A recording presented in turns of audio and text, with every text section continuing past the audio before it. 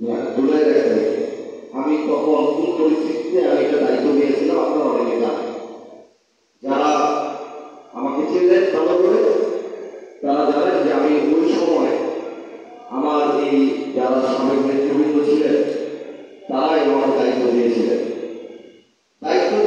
কি কারণে সেটাও আপনাদের জানার দরকার ছিল।